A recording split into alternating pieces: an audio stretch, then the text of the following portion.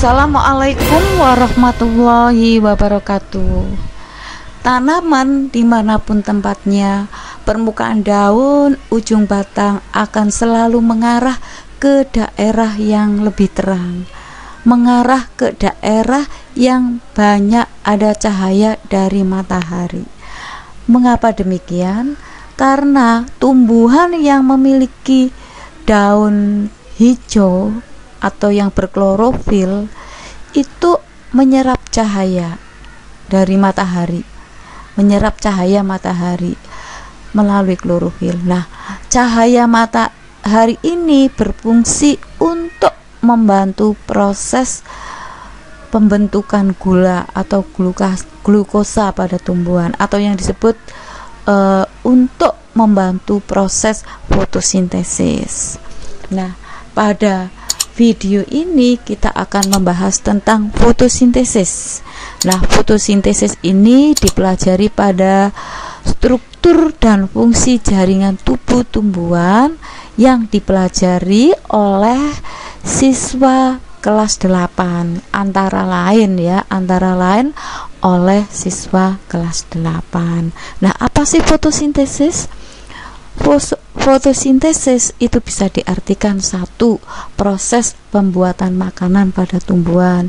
Bisa juga proses pembentukan karbohidrat dari karbon dioksida dan air dengan bantuan sinar matahari, atau proses pembentukan gula dari karbon dioksida dan air dengan bantuan sinar matahari.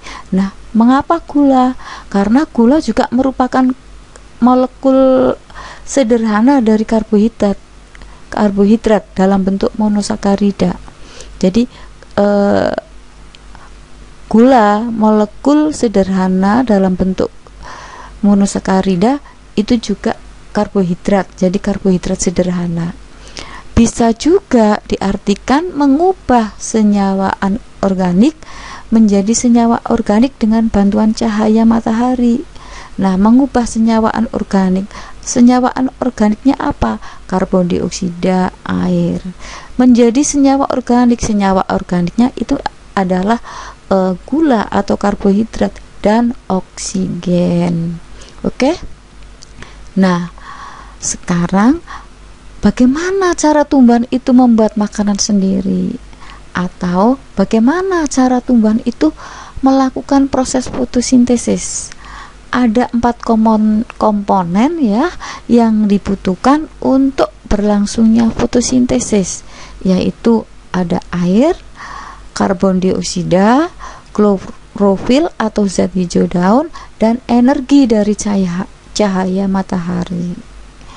Nah, sekarang dari mana air bisa masuk ke dalam tubuh tumbuhan, khususnya sampai pada daun sehingga berlangsung fotosintesis?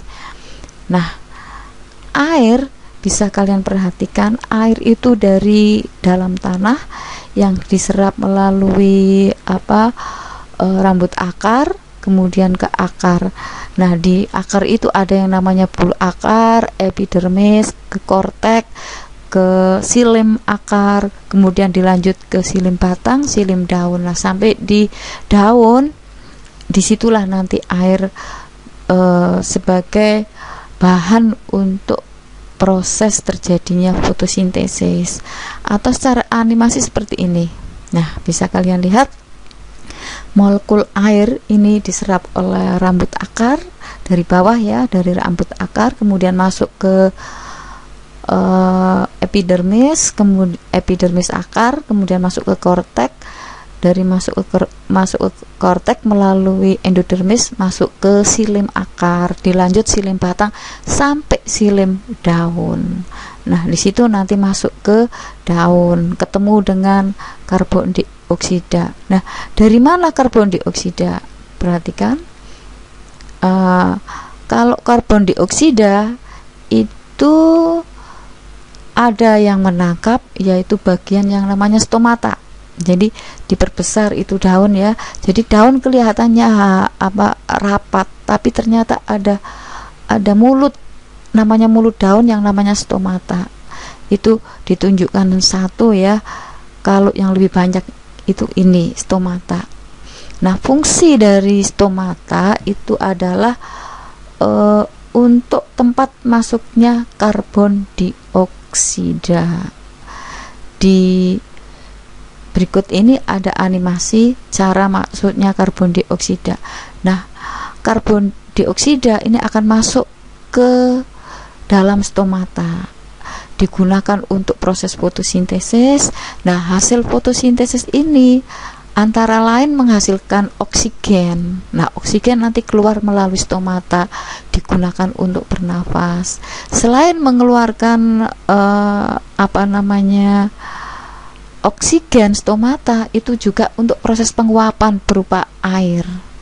Jadi intinya di sini hubungannya dengan fotosintesis adalah stomata untuk tempat masuknya karbon dioksida. Oke, ya, karbon dioksida kalau sudah masuk melalui stomata maka nanti akan menuju ke jaringan yang lebih dalam, yaitu pada jaringan palisade di daun. Di situ banyak klorofil.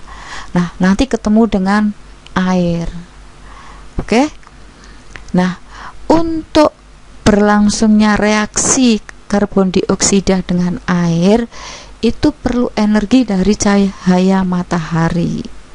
Yang berikutnya, cahaya matahari ini nanti ditangkap oleh klorofil. Nah, ada di mana klorofil? Perhatikan. Ini adalah anatomi daun. Jadi daun diiris melintang, bisa kalian lihat. Kemudian dilihat melalui mikroskop, diambil secara tipis, maka tampak jaringan seperti pagar, itu jaringan palisade, ya. Itu banyak dijumpai klorofil. Di bunga karang atau spon juga dijumpai klorofil. Nah, disitulah klorofil berfungsi untuk menangkap cahaya. Karbon dioksida sudah ada di dalam daun, ya, tadi sudah dijelaskan. Kemudian air. Nah, terjadilah reaksi dengan bantuan energi cahaya yang berlangsung di klorofil. Dapat ditulis secara reaksi fotosintesis seperti ini.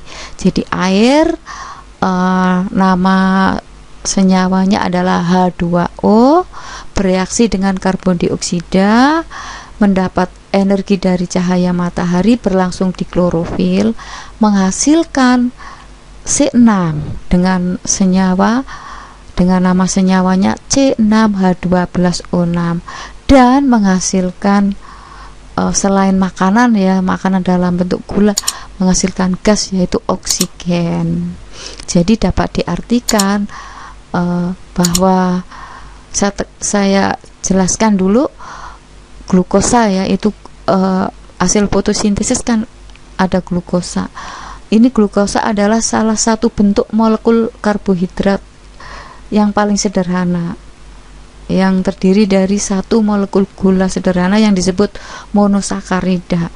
Maka dari itu fotosintesis juga bisa diartikan pemanfaatan energi cahaya matahari oleh tumbuhan hijau untuk mengubah air dan karbon dioksida menjadi karbohidrat.